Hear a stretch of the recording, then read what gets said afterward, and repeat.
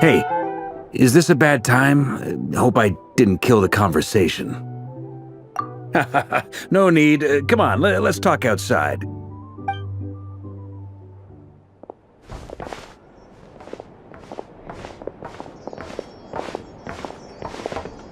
Anyway, Nefer went back to the curatorium to get some rest. But before she left, she shared some things with me that I thought you should be aware of.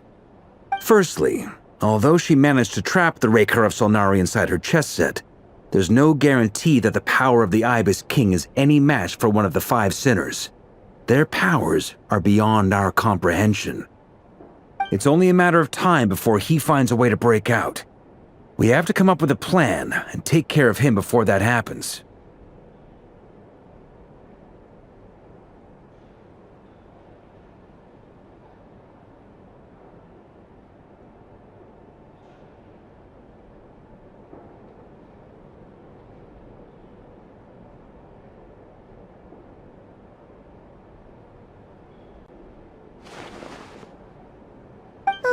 Honestly, my mom figured that might be the case.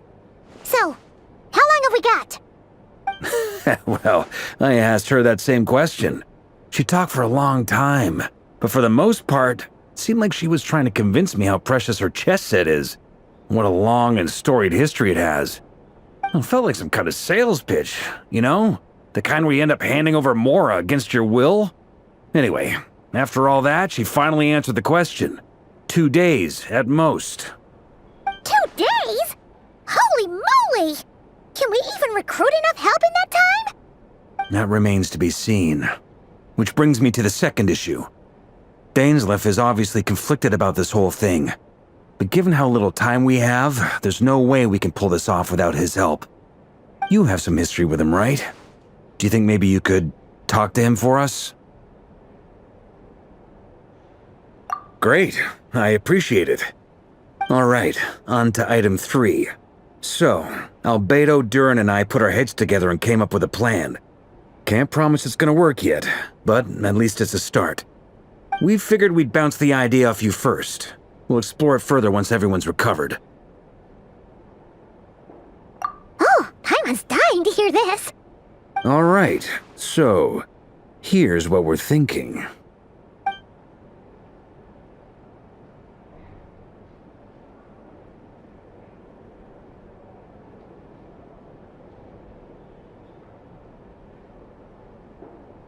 We felt a little uneasy about roping you into this. I mean, firstly, you're not locals, and secondly, none of us are your boss.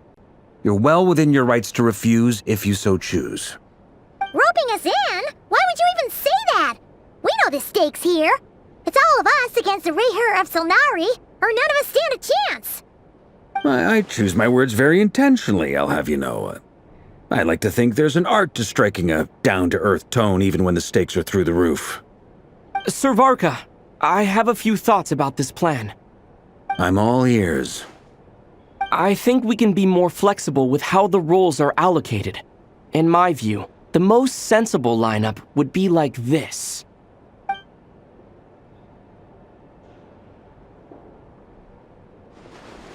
I see your point, yeah. But if that's how we're going to approach this, you'd better make sure you're ready. To be clear, I don't doubt your abilities. Far from it. I just want to make sure. Are you really willing to take all this on? I want to do everything within my power. The Raher of Solnari is a truly fearsome opponent, and if I do my part, it'll greatly reduce the risk for everyone else involved. Well, that tracks with what I've heard. Jean's mentioned in her letters that you're so diligent it's almost abnormal. As in, most people weigh up the risks and rewards in situations like this. But you seem to just march towards danger without a moment's hesitation. Of course, everyone appreciates a fearless pioneer. But all that aside, I'm the Grand Master of the Knights of Favonius, and you're our honorary knight. I want to make sure your courage doesn't come at the expense of your safety. Thank you, Sir Varka. I should be the one thanking you. It means a lot to have you on board. I'll give some serious thought to your suggestions.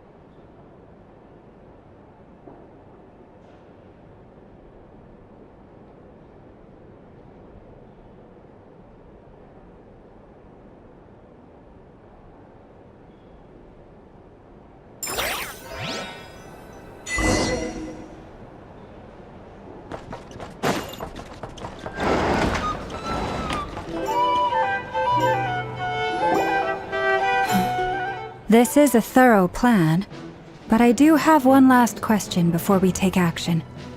How can we be sure that our enemy won't leave the designated area? Great question. Albedo's been hard at work analyzing Rarer and the Wild Hunt's behavioral patterns. His conclusions are as follows. Firstly, from the earliest known confrontation until now, Rarer has never displayed any ability to manipulate the dimension of space. So it's unlikely he has any power in that domain. Secondly, he seems to have a particularly strong vendetta against our group. If we put him in a fight-or-flight situation, he'll choose to fight every time. Thirdly, finally, and most importantly, he is consumed by hatred, both for the moon and for his enemies. Turns out, we tick both of those boxes.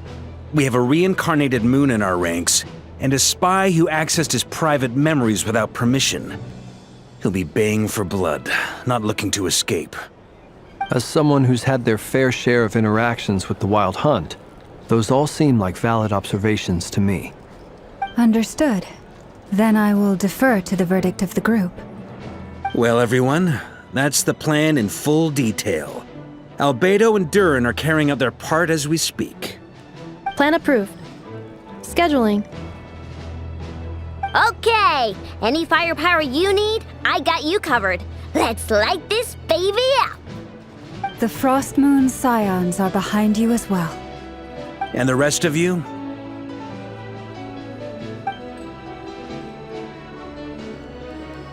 No objections? All right, then it's settled. This is the plan we're going with. Next up, an old tradition of mine. Anyone who wants to back out, now's your chance. Wait, we can still back out of this? Everyone says things they regret, right? I don't want anyone feeling trapped because their mouth said yes before their brain had time to think things through. A very people-first approach.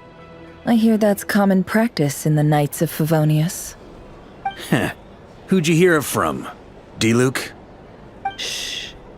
We don't use people's real names at work. This contact will be known only as Owl, please and thank you. This plan can only work if everyone does their part. Flint's and I will absolutely support it. We shall indeed. You'll be glad you accepted our help. Also, you are the last person I expected to see here, Miss Dory. It's not often I get called Dory in a work context. My peers usually call me Lord Sangama Bay. So, the longer your name, the higher your net worth. Is that the idea here? In that case, Mr. Flint's here must be worth a fortune. That's right, I know your full name. It's... The walls are thin here. I'd appreciate you keeping that a secret. Okay, fine. I'm actually only here as a favor for someone else. Do you have any idea how much it would cost to hire me otherwise? Oh, does this mean someone out there actually has the power to boss Dory around? It most certainly does not. We have a long-standing and mutually beneficial business partnership. She's actually the mom of a friend of yours. Said mom supplied me with a great little trinket, but now that lady's ruined everything.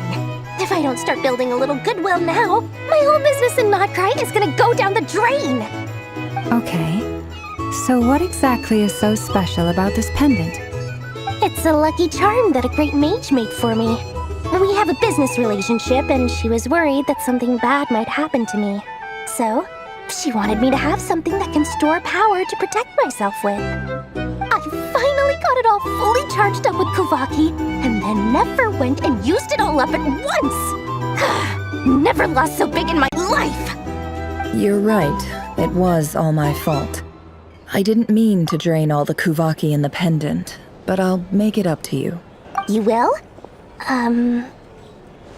Well, in that case, how about you give me your chess set, and we call it even?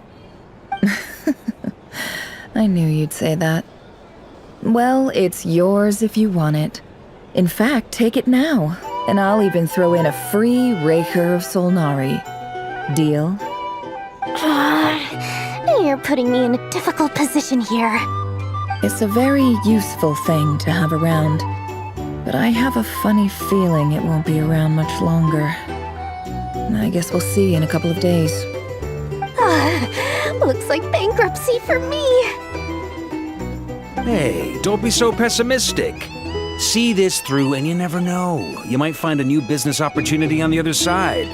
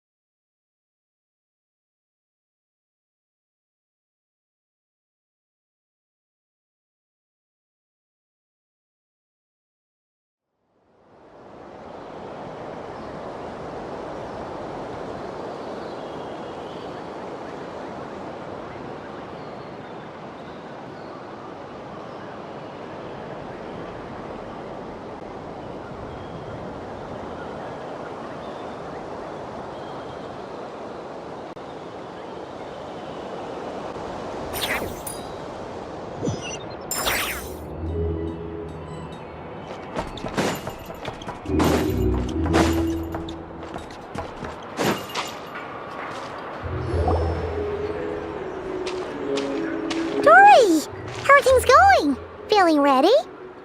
Oh, I was born ready. We only have 2 days. You think Lord Sangamabe would let an opportunity like this slip by?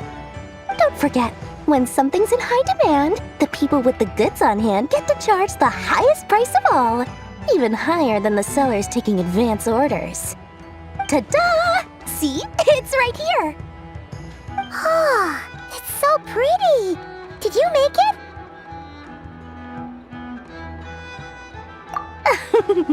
No, I have a supplier. We go way back, so he made me a very attractive offer. Aha! No wonder you were talking about Lucky Charms at the meeting. You've been getting Kave to make them for you. That's not the full story. It actually started a while back as a project between me and the Dendro Archon. Mage Alice once warned me that this world won't stay safe forever. There may come a day when everyone faces a great crisis. I passed this on to the Dendro Archon, and she secretly brought together a research team made up of Sumeru's top scholars to invent a technology that could keep people safe. I won't go into the details because it's all very complicated, but if you want to know more, you can ask the Dendro Archon about it sometime.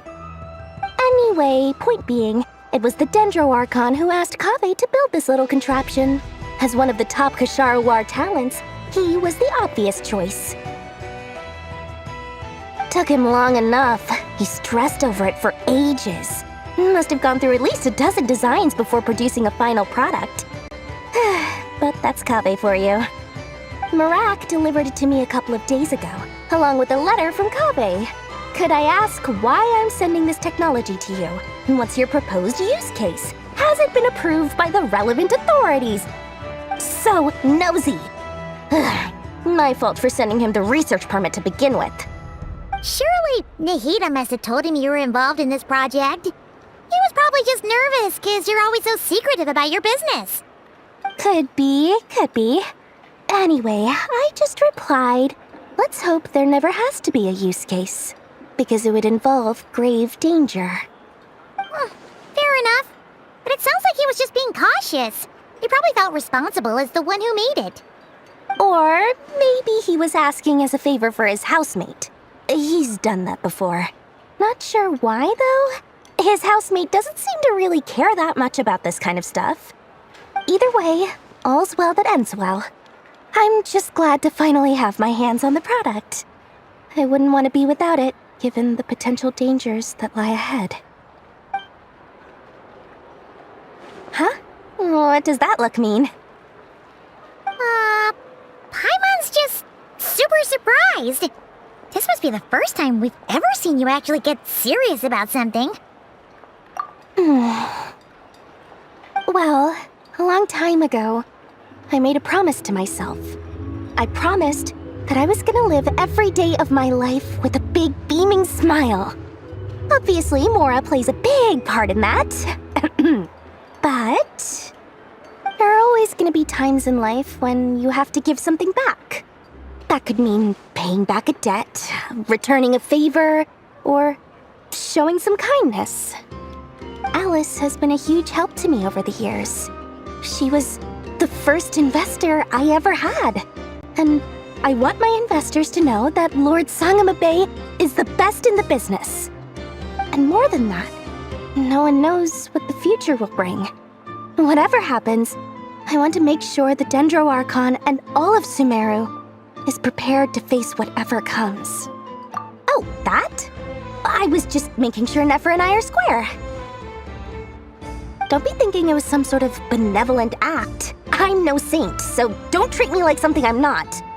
My priority is doing the business that I want to do, so long as my conscience lets me, but it usually does. That's the Lord Sangama Bay business model. All right, if you say so. I do say so, and that's the whole point. I'm a businesswoman.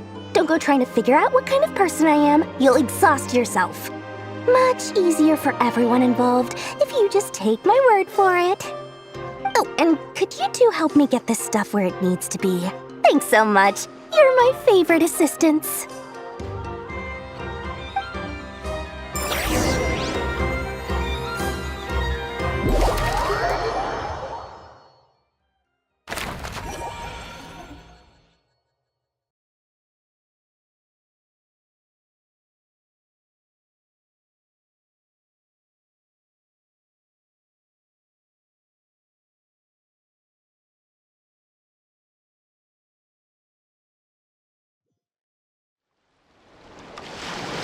Hurry up, Brassa!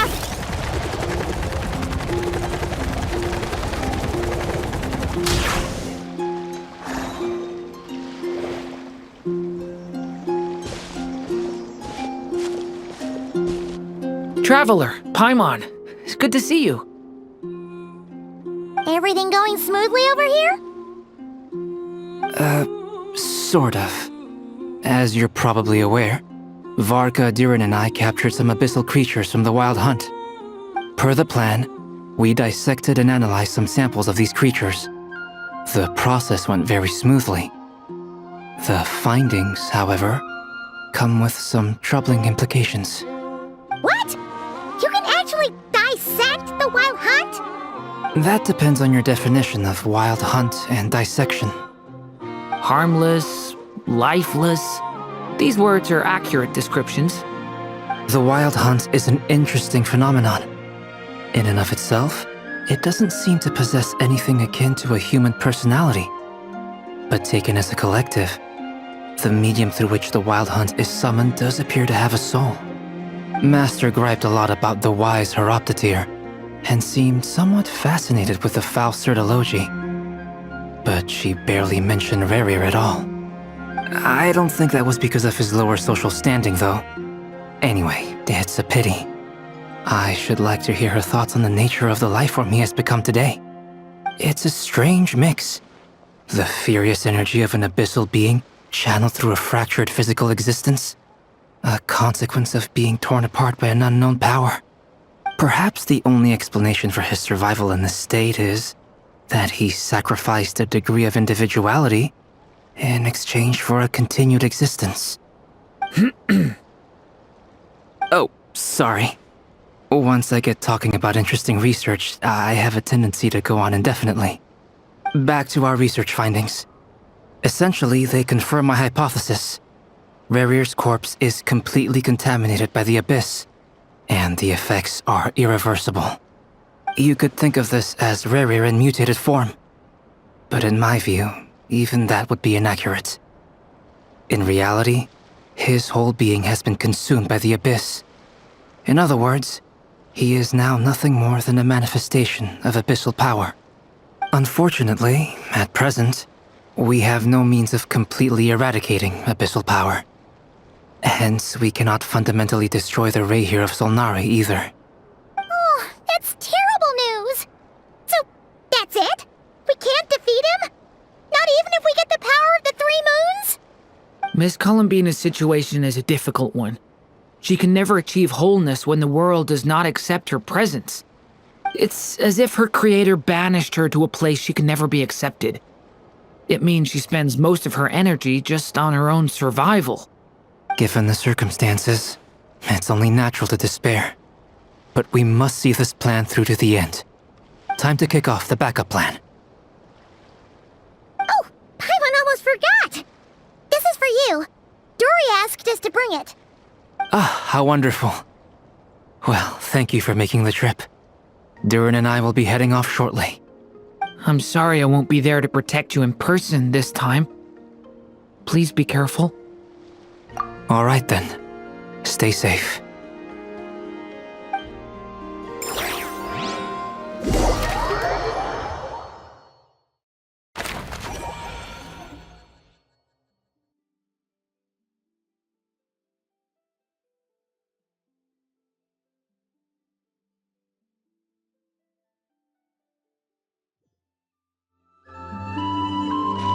Running late again.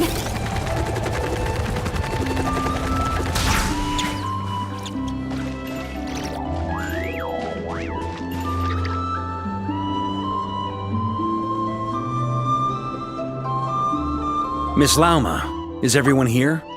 Yes. The fate of my flock is in your hands, Grandmaster Varka. Please keep them safe.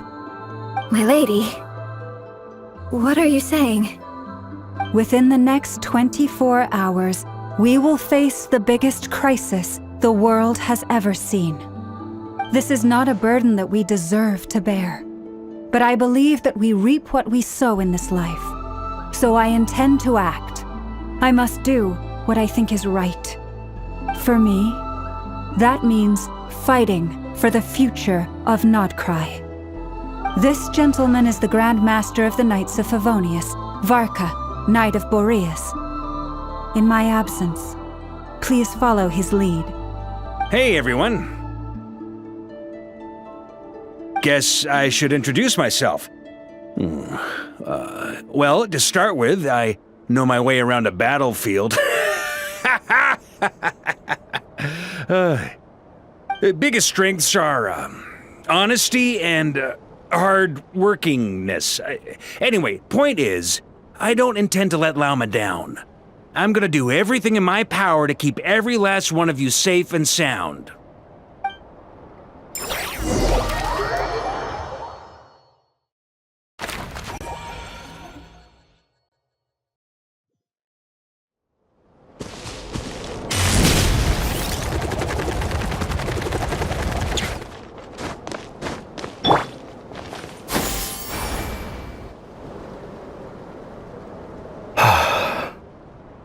Something on your mind?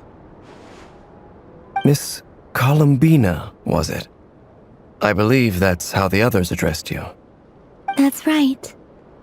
Names are funny things. Have you always been called Dainsleif? Yes. I have a different relationship with names than other people. To be honest, I'm not even sure that Columbina is my name. At least, not in the same way that Dainsleif is yours. But it's what everyone calls me, and I go along with it. A lot of my life has been that way. I get so used to things that I forget to question why they are so. I never used to think much about where names come from, or what they mean to people. Maybe something's wrong with me.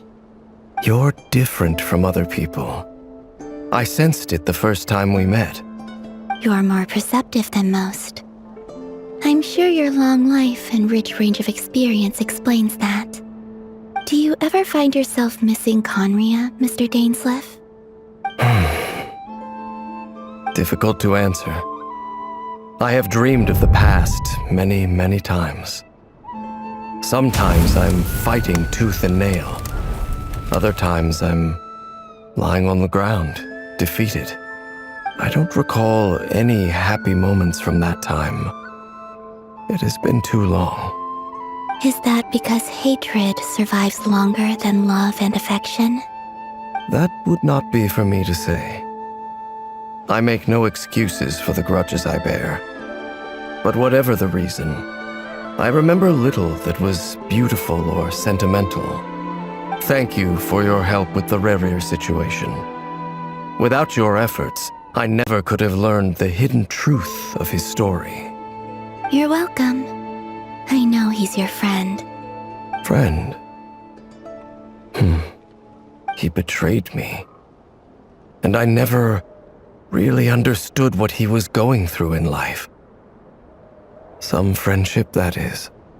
Okay. So, do you plan to fight him with us? You see, you're torn. Now you know what really happened. You see the things he's done in a new light. I need some time. Of course. I completely understand. Anyone else in your position would feel conflicted too. Actually, I went through something similar myself recently. Something happened that changed my perspective on a situation. A situation I took for granted at the time, but now I feel very grateful for it. You mean the Harbingers who still support you, even though you've left the Fatui? Yes. I always thought they were only helping me because Harbingers are forced to work together. But then I abandoned them. A warrant was even put out for my arrest. And even now, they still support me. Which means I was wrong about them all along. Clearly, they view you as a friend. I feel a little guilty now. I regret not seeing her help for what it was, and not treasuring it. I see the guilt that you're feeling now, because I feel it too. Hopefully, talking about it will do us both some good. Have you noticed that the Traveler and Paimon are over there? I think they've been listening. Huh. Shall we say hello? Sure. Hello. Ah! It caught us!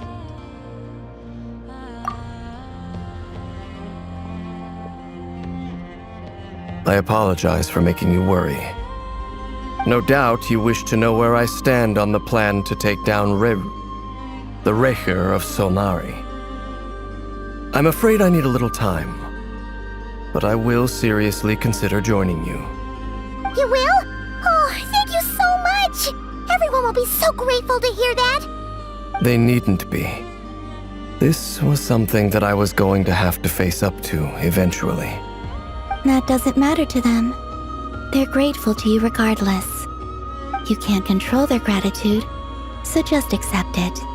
And then, have a think about whether you're willing to join us.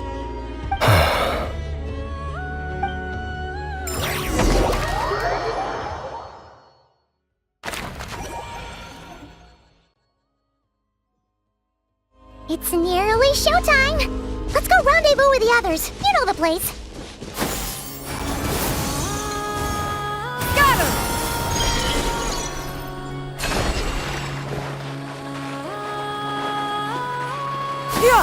Skyward!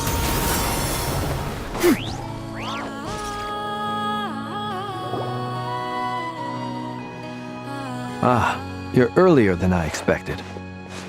Hey, Flint's! Been waiting here long? Not too long. I came a little early so I'd have some time to think. Are you nervous about the battle? Quite the opposite. I'm reminiscing on my past battles. When I was awakened by the Ratniki, I had not touched a weapon in many years. I felt like the battlefield was not where I belonged.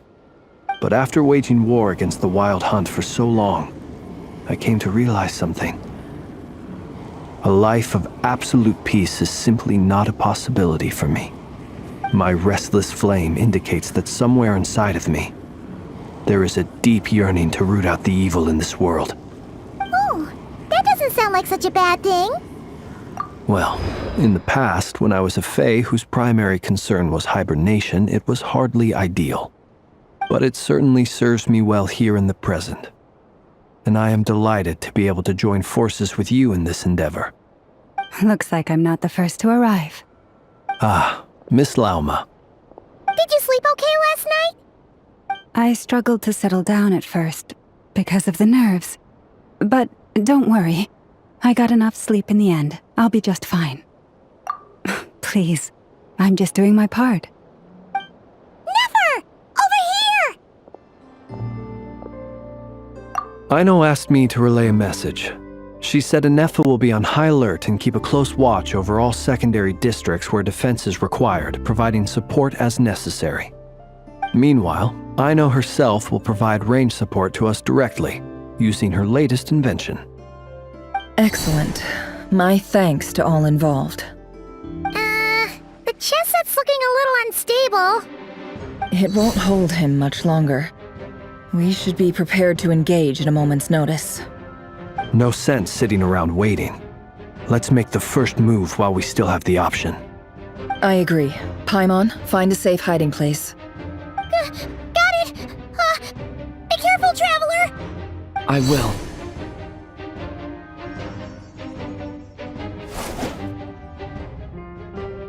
Everyone, take your positions as soon as the battle starts. Every ounce of strength we have in our bones, let us bring to this fight. Ready? Let's go. I've seen all your futile ploys before. You have become the authors of your own demise. I wouldn't be so sure about that. You are merely a moment of sport before I tear down the moon.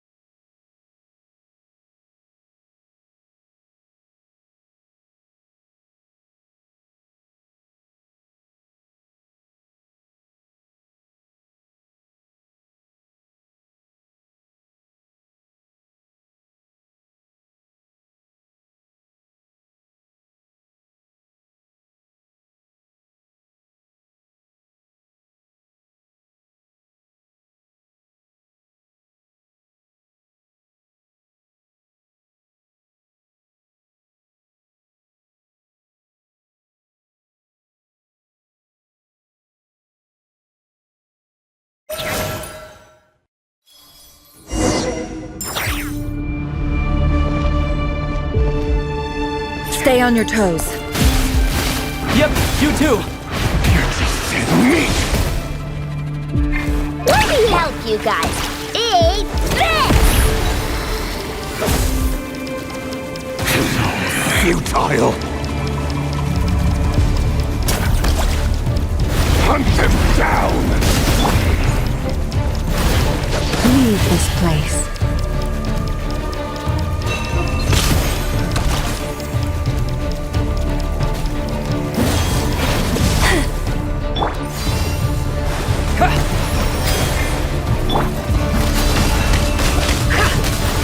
It all falls into place.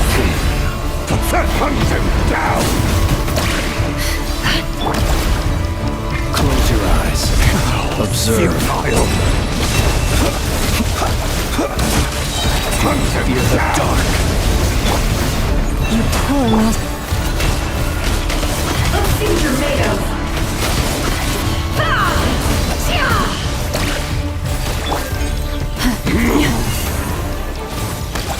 Chorus, protect us. Moonlight. With one heart, Praise we you. pray. It all adds up. Time to come clean. Pathetic. Hunt Seek them within. down!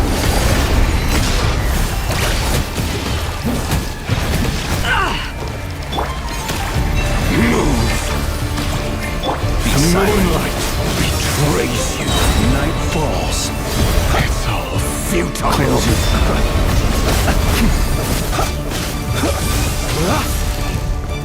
Move. Leave this place. Steady now. Water jet! Moonlight betrays you. Hunt them down. The mystery unravels. Began with the moon, and so shall it end. The moon will protect you.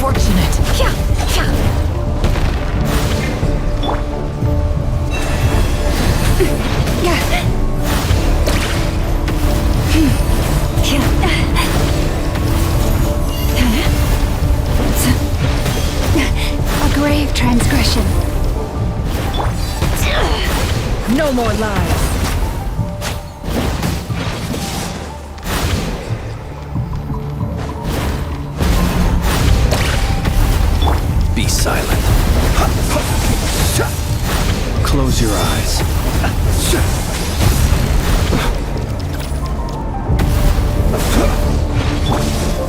Go! It all adds up. Forest, protect us.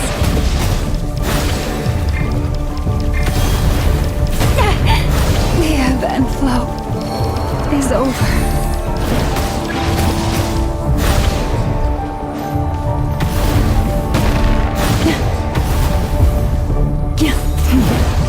You poor lost one.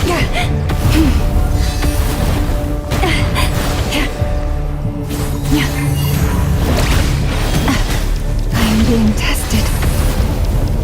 Observe. Close your eyes. Are you quite finished? Burn no more.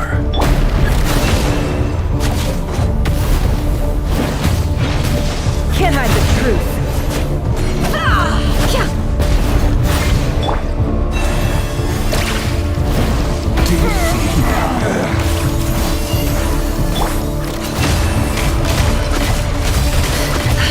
From here, when will it be as you foretold?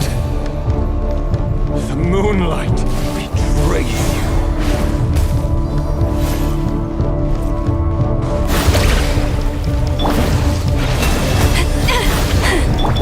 Observe. Be silent.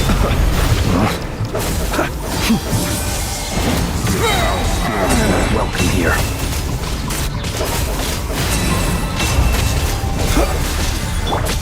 Leave this place for the everlasting forest. It all adds up.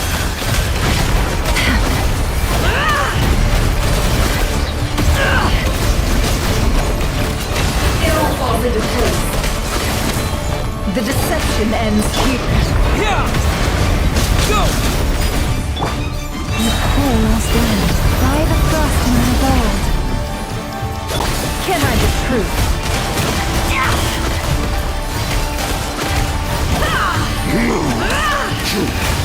Your little game of heroics is over.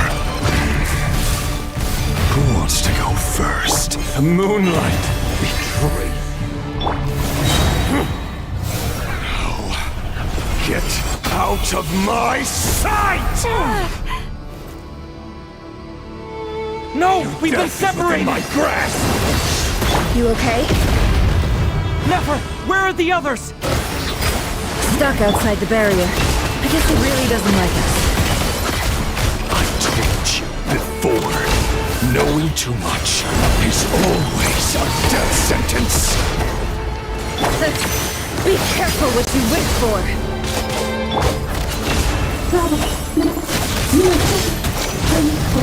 Mama! Can you hear me? Silence. But at least I know they're still there. I need to focus. Stick to the plan. Remember my most important task. Just keep stalling him. If I can stall him for long enough, the moment will come.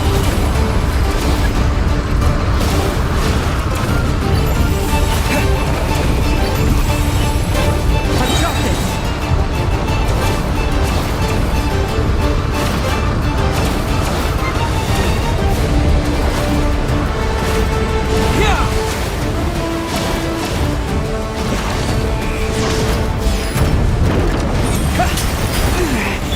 The shield's broken. I can't keep this up. Don't push your luck. Destroyed. Reborn. Go! It all falls into place. No more lies.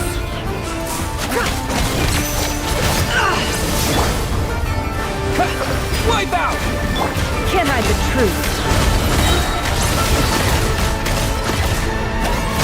The mystery unravels. No more lies.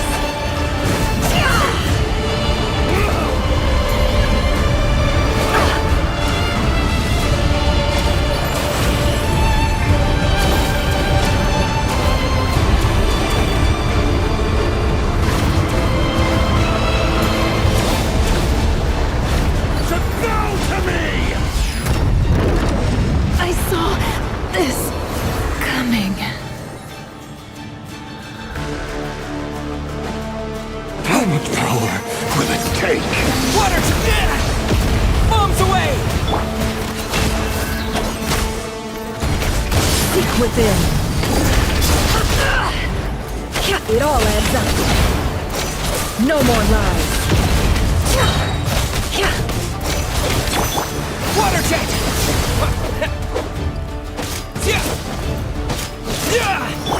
Can't hide the truth. How unfortunate.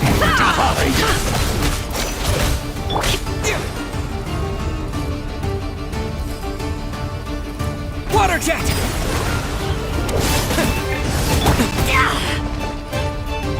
The mystery unravels.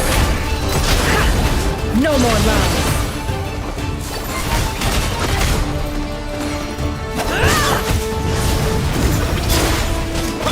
Can't hide the truth.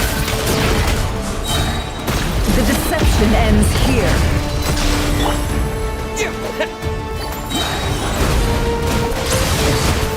Water jet! Wipe out! It all adds up.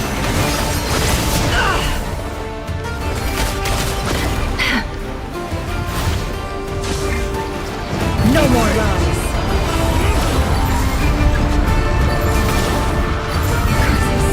There's no other way.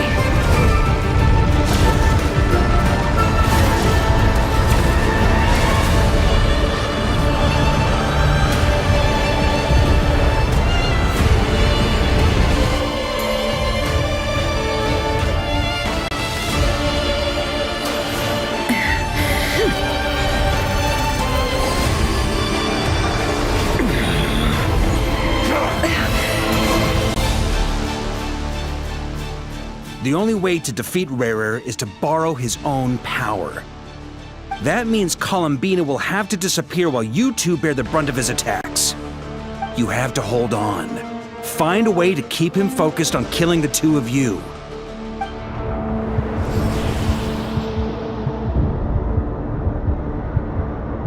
Nefer, your eyes are bleeding. Soon you will be powerless to resist. And then, I will reduce you to dust. But that dust will plague your memories. Come on, keep holding on. Any other tricks up your sleeve? Let's see them. As entertaining as they are. You've backed yourself into a corner. You don't fool me. I see your fear clear as day. I have to stoke his rage. Make him unleash everything. You fear what you could never defeat. You fear the thought of never being able to save your beloved. You cannot win the fight against fate, Rarir. Is that what you think? Well, now it's your turn to feel afraid!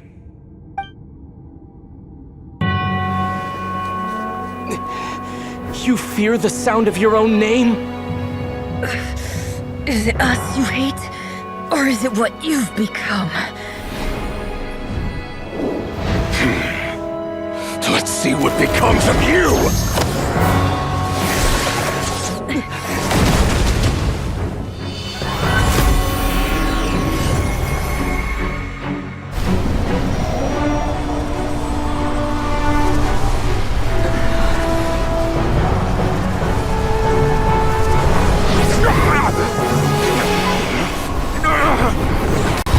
What's happening?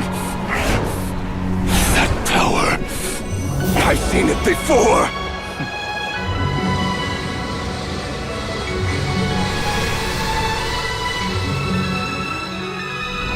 His power is on another level.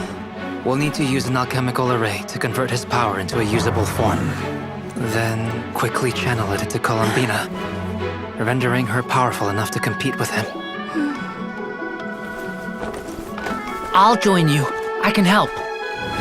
If I release enough abyssal energy into a confined space, it'll create a potential difference, allowing us to extract a huge amount of elemental energy. Next, I'll synchronize with everyone's minds using Pyro, then give you temporary access to their abilities and fields of view. But it won't last long. Can you see? Well enough. So, we have a student of Gold Rhine-Daughter in our midst! How about that?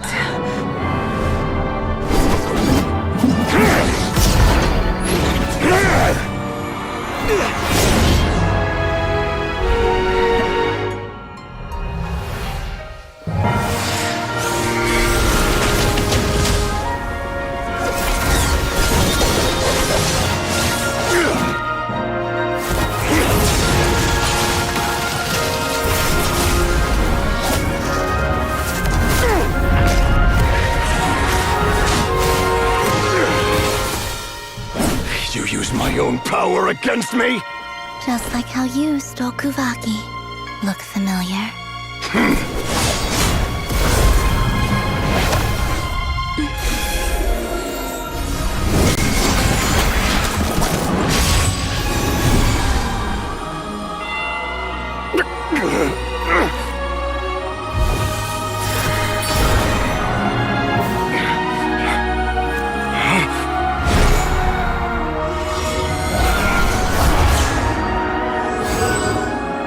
Don't you realize?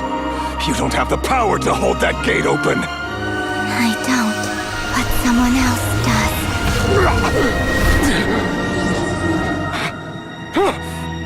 Goodbye, Rerir.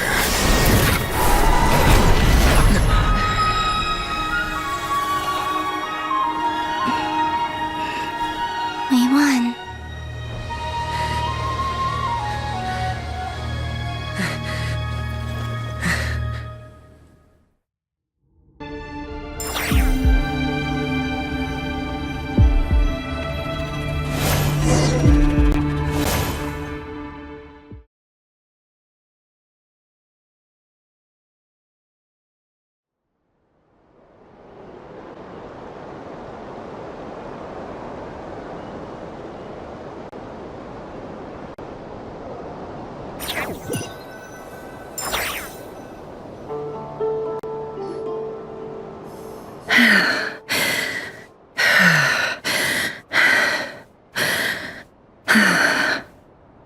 Nefer, how are your eyes?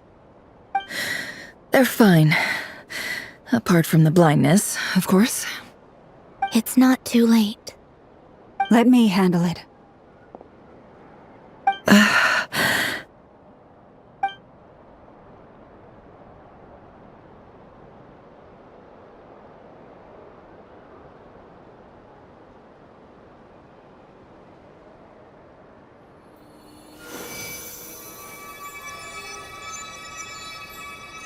Miss Nefer, it's not like you to lose your composure.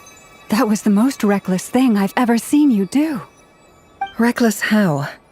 The situation was critical. Our lives were at stake. We had to do something. Even so. Okay. I guess you're right. Under the circumstances, it was a wise decision. You traded your eyes for an incredible victory. In business terms, I suppose that's a huge return on investment. I'd be hard-pressed to argue otherwise. Still, I don't like this outcome, and I don't want you to lose your sight for good. People suffer when they make sacrifices they shouldn't have to make, whether that means faith, strength, or in this case, your ability to even see. I had hoped you could win without sacrificing so much as a single hair on your head. Thank you. Really. All done. Don't try and open your eyes just yet. We'll see how you're doing in a couple of days. Until then, please follow your recovery plan to the letter. I'll send full details through Yehoda. For now, just get yourself home, relax, and rest. My dear friends, we have fought bravely and achieved a spectacular victory. A dark cloud has been lifted from the skies of Nodcry. All in this land will be grateful for what you have done. The moon will remember this day. Thank you both.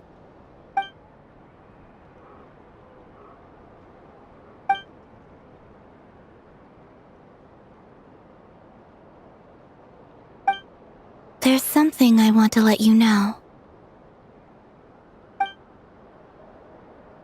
What is it? When Durin connected everyone's minds so I could access their powers, I also felt everything they felt. And since Nefer's eyes were injured, my eyes are hurting now too. Hold on. Let me try. I only feel the pain. There's no actual damage. I just thought I should tell you. You're right. There's no damage. That's a relief. But I must say, I'm surprised to hear the Kutar share something like this with me. In the past, you never used to open up about yourself. Things are a little different now from how they were.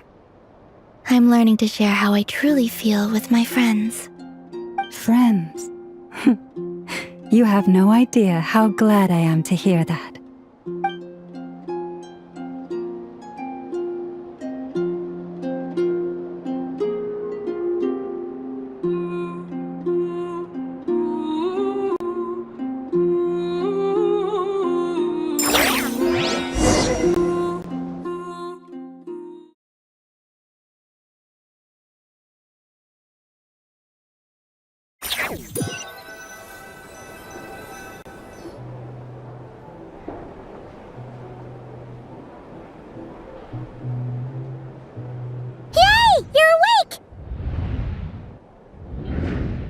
How are you feeling?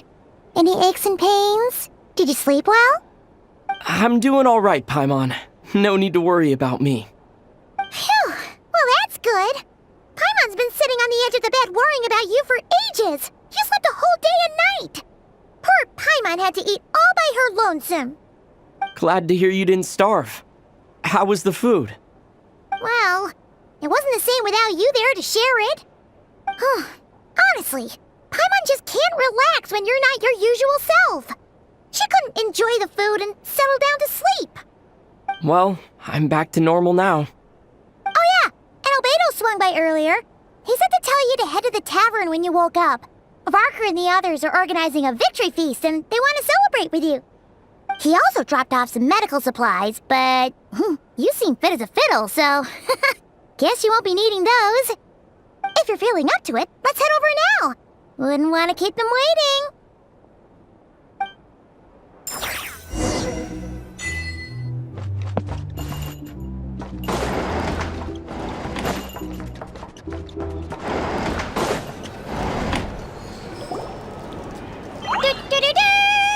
We're here! Oh, Traveler and Paimon!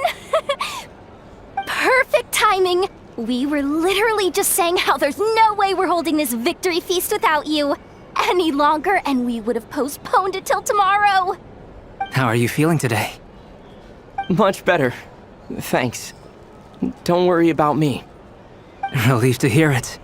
If that changes, just let me know. Happy to check you over at any time. Yep, we're here for you. Anything you need, just let us know. Oh wait, where's Nefer? How are her eyes doing? Nefer's right over there. I'm sure she'd love to catch up with you.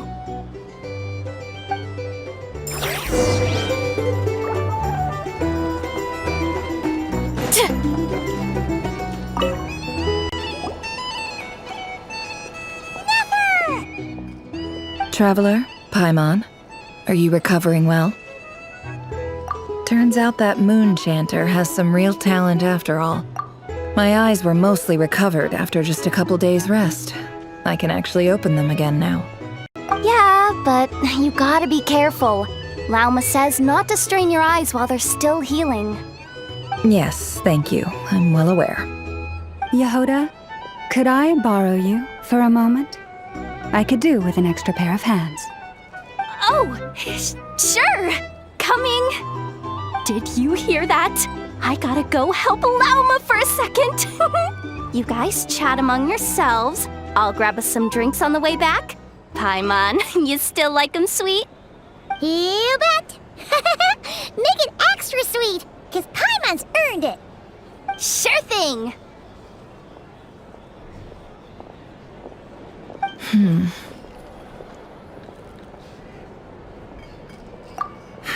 The Raker of Solnari.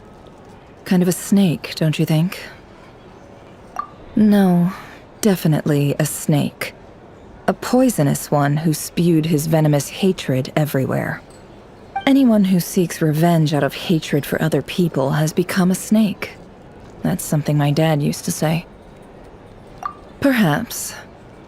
I'm sure it sounds like a very wise and open-hearted perspective to your ears. But me? I think hatred is a perfectly justifiable emotion. What else is left when everything you depended on in life gets stripped away? Something's gotta fuel that drive to keep on living.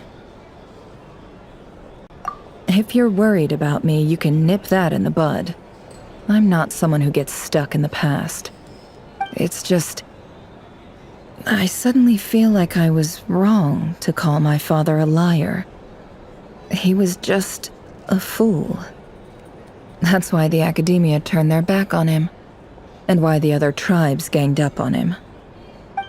Oh, Father. How much better things could have been if you were a skilled liar. Look at the Ibis King.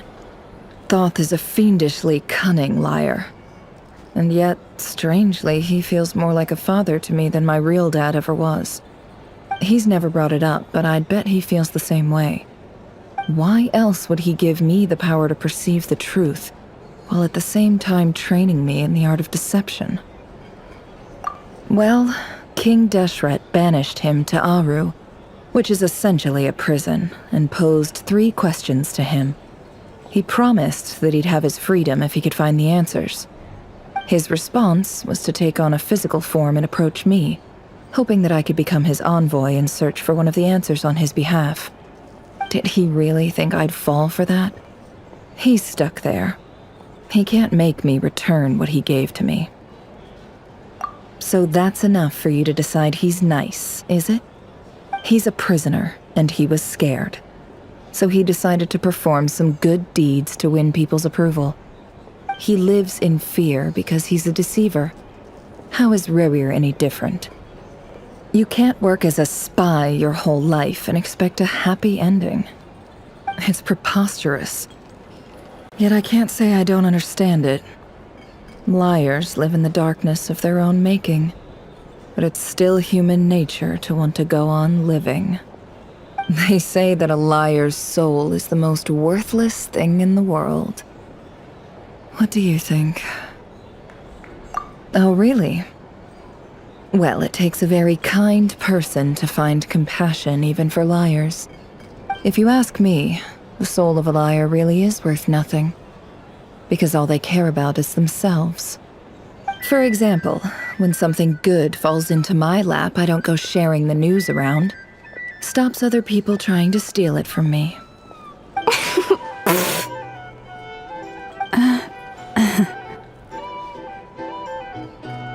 So be it. They have sharp ears. I can't keep anything from them. Oh, is that what it looks like? Well, you all know my past now, and I can't simply eliminate everyone who knows too much. So I guess I just have to put up with you, for the foreseeable future at least. When you find yourself in a situation you can't control, the safest play is to keep calm and start monitoring everyone involved like a hawk. In the intelligence world, you need to have a sense of perspective and play your hand accordingly. If you understand what's at stake, please ensure my secret is safe with you. I trust you'll respect my wishes as a friend. But don't forget, I will also be watching you like a hawk. Very good. Oh, wait! Now that the panic's over and we've all calmed down, Paimon suddenly remembered something. After all that build-up, our mystery ally never showed up even once!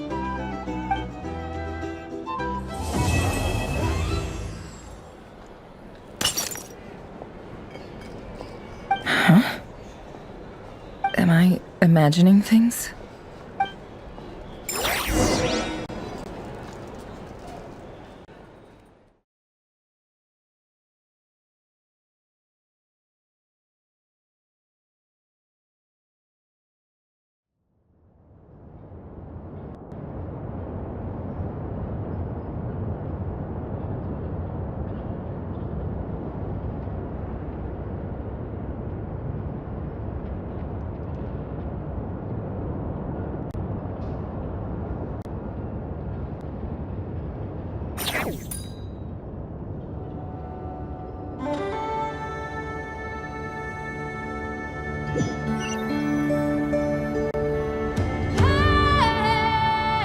So, that close colleague who stayed behind with you? What's he been up to recently? Don't know, don't care. I get more normal human interaction from hanging out with Bosco too than him. Although, now you mention it, he hasn't bothered me in a while. I wonder if... If he's disappeared without a trace, it's the biggest gift he ever gave to the world. But I somehow doubt that's what's going on. He won't lie low forever. So we'd better stay on guard.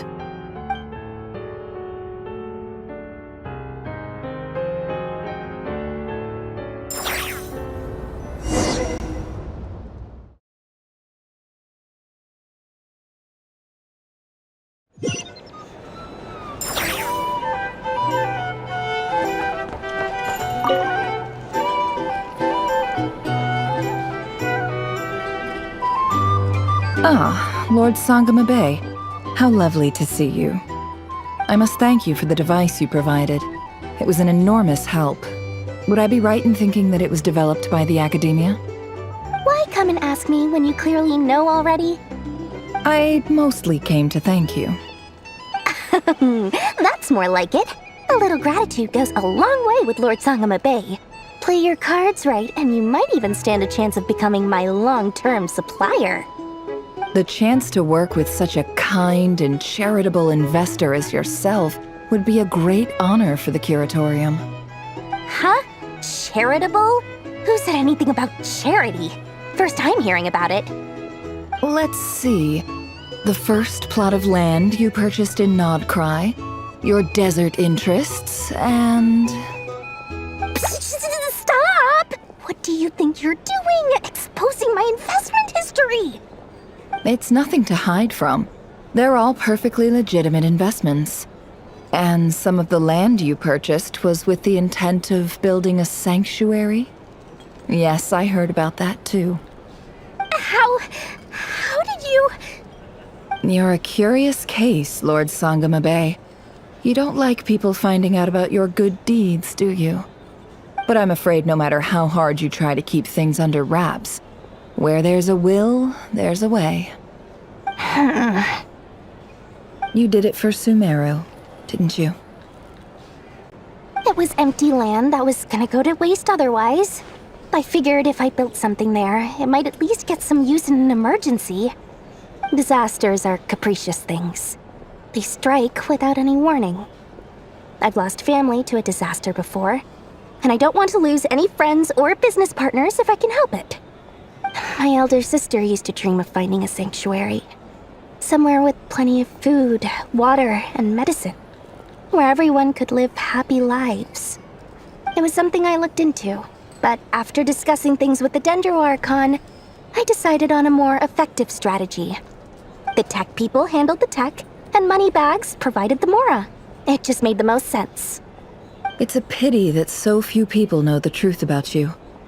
Everyone says that you view everything in terms of Mora, and all you care about is growing your own wealth. So, what's the problem with that? Everyone wants to be rich. It's human nature. So yes, I love Mora, and it's nothing to be ashamed of.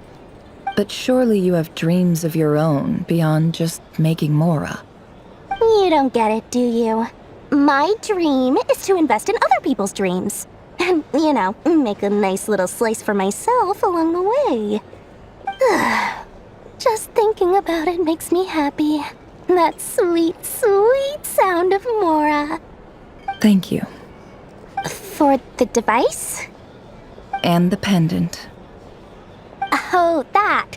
I was just returning a favor. Don't worry about it. Seems like we've both been away from home for a very long time. Yeah.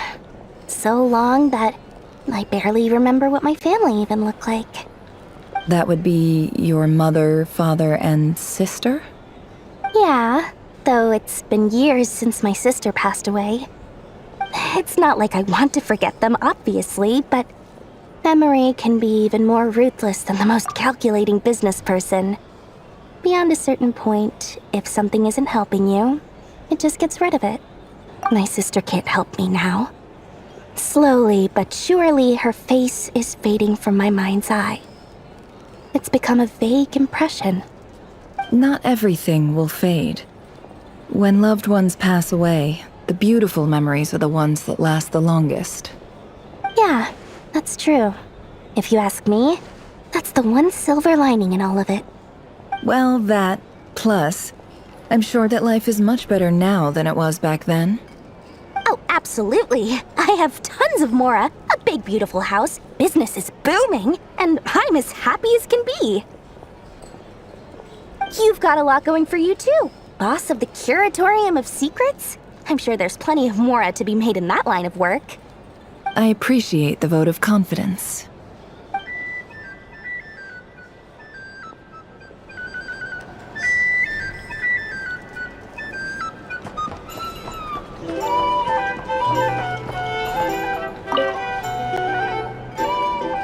How have you been holding up?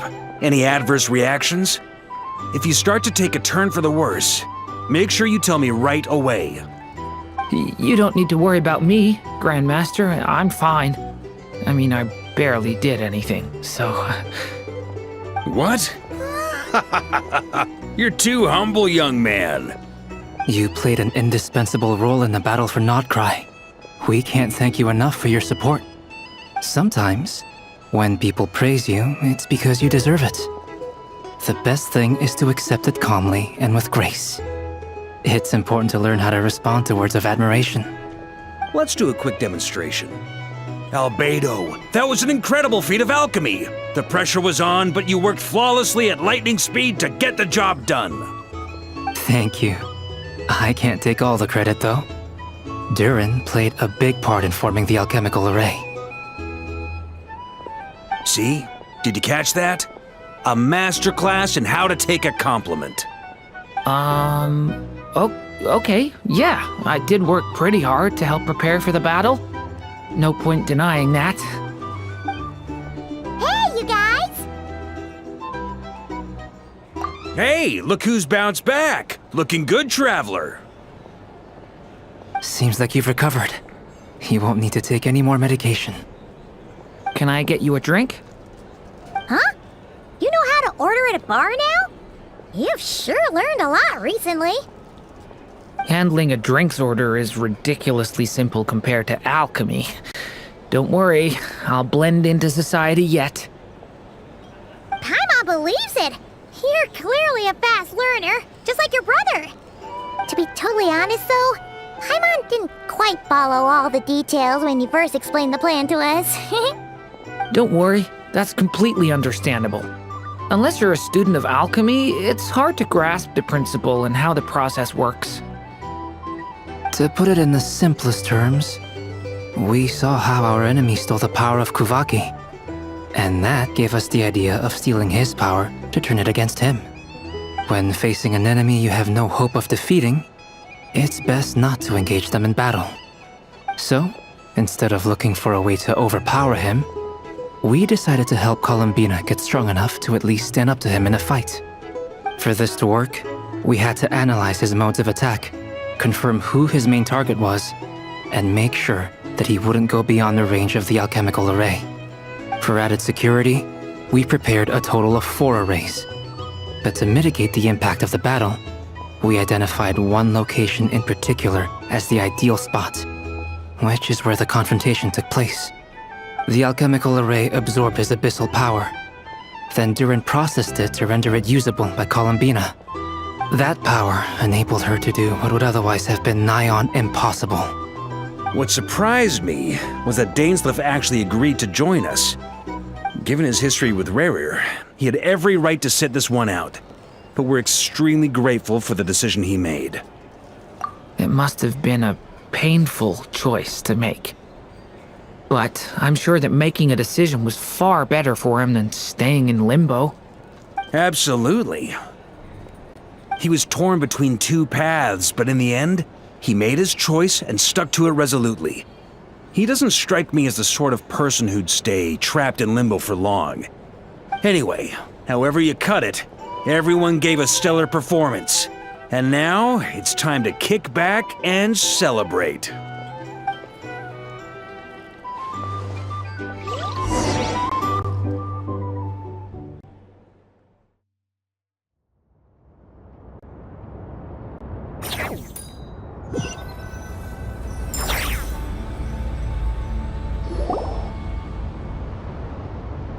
That's the only reason you're here? Yes. I've thought a lot about it. And I've realized that you, me, and Arlecchino should be friends. I think this is very important. So I felt I had to come and tell you. Well, this is a new one. I'm so moved. I can't even hold my teacup. If that's all, you can leave now. Do you not want to be friends with me? Or is it that you prefer being co-workers? What is this, Columbina? Are you deliberately testing my patience threshold? Right now, my politeness module is active. But if you say another word, I swear I'll shut it down. If your politeness module was active, wouldn't you say the word please at some point? Polonia, please see Lady Columbina to the door. Will you still invite me to your next tea party? What? Yes, I think you will. Bye-bye, dear Sandrone.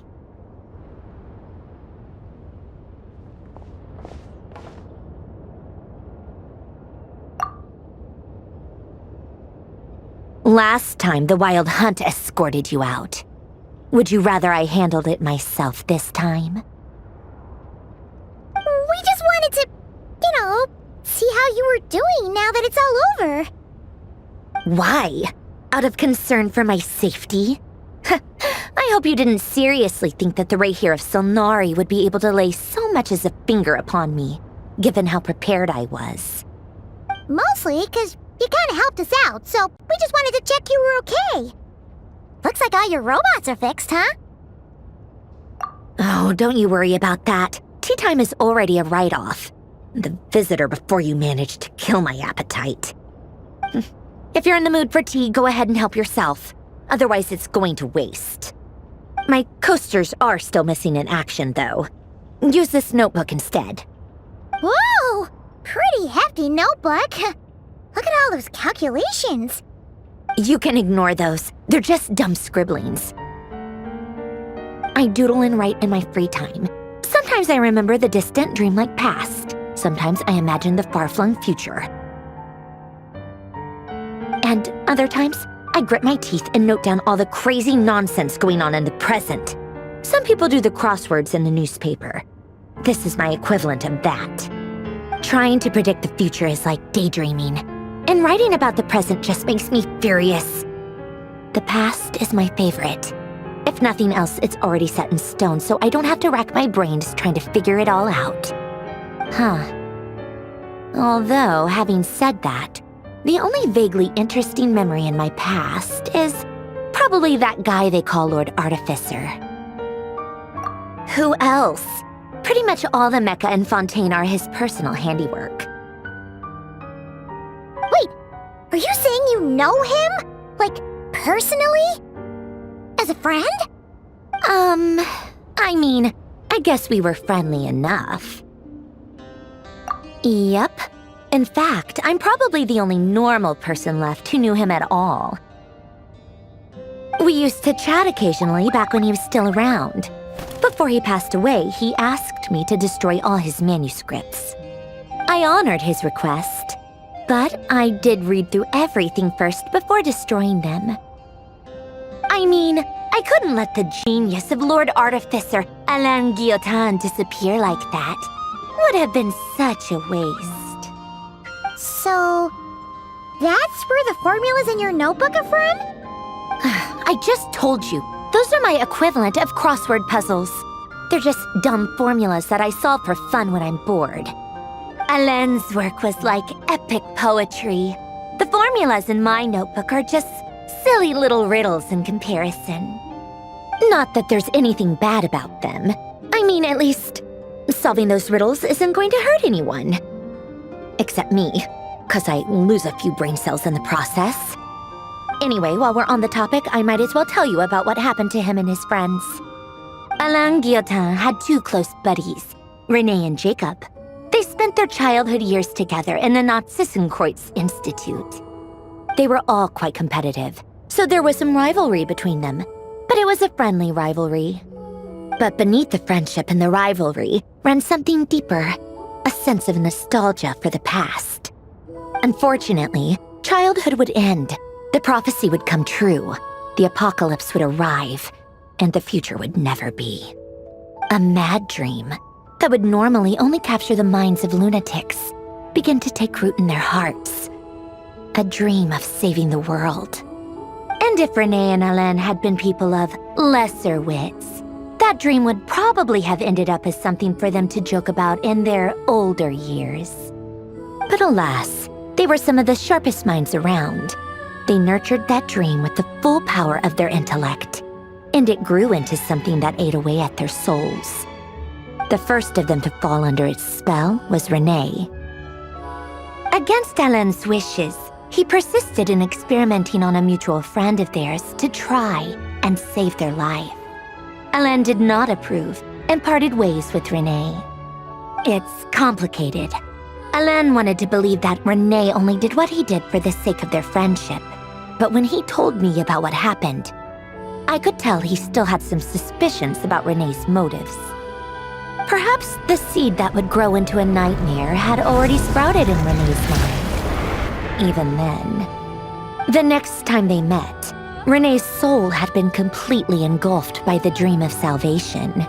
His futile attempt to change the tide of fate only resulted in a wave that swallowed up the world, even before the apocalypse came.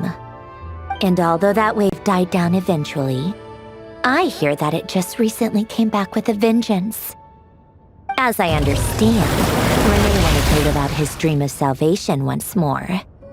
But I'm told that the attempted resurgence finally died out for good. At long last, Renee awoke from his deluded dream. Though of course by then it was far too late. What do you think of Renee? Do you admire his transcendent genius?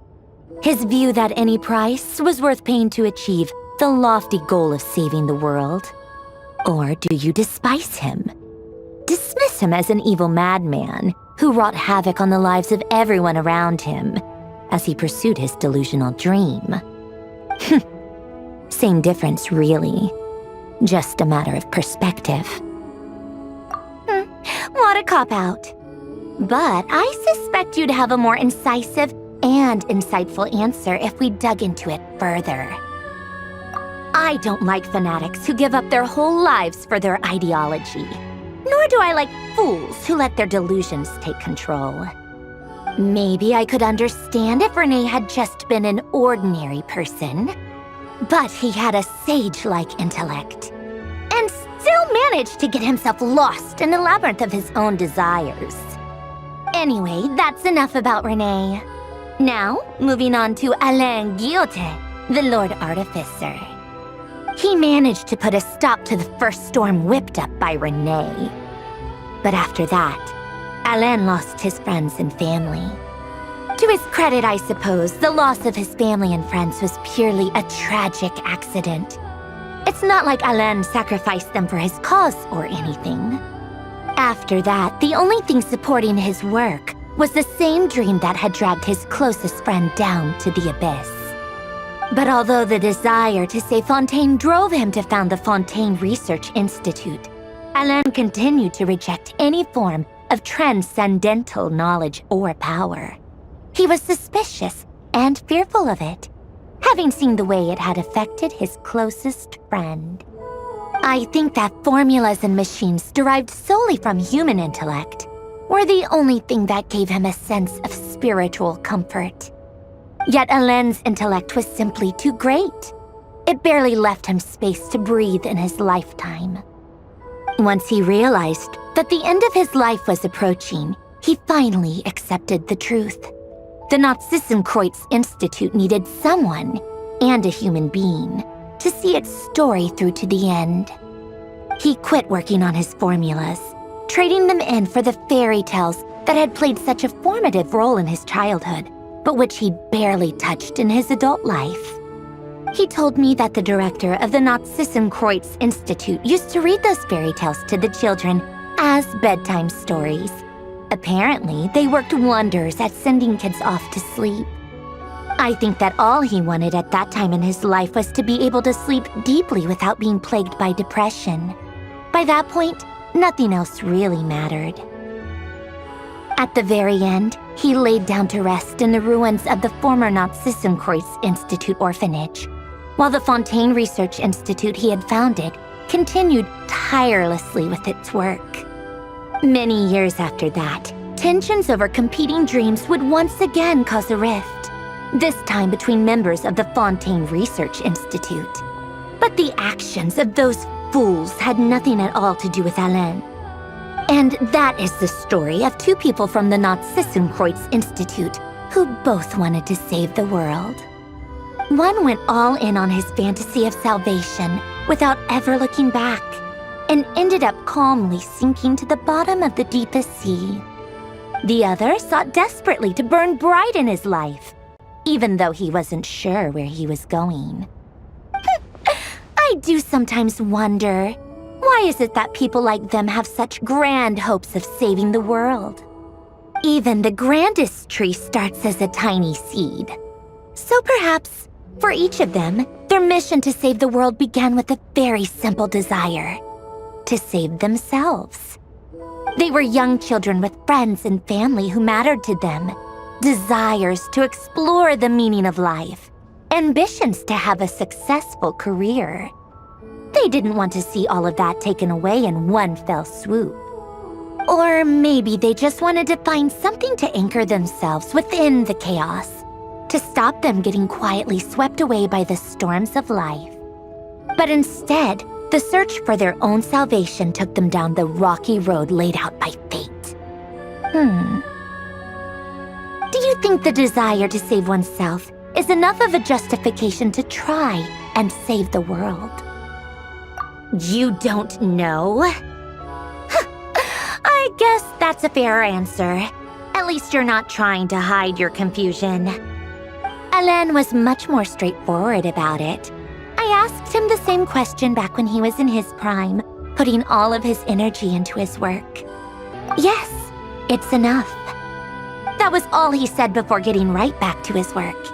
He was always that way. All right, tea time's over. I owe Arlecchino a favor for telling me these stories. I'll have to bring a whole sack of gifts the next time I visit the House of the Hearth. I'm gonna go tinker with Polonia now. You guys can do whatever you want, as long as it doesn't involve interrupting me. Polonia, exit hibernation mode. Begin diagnostics.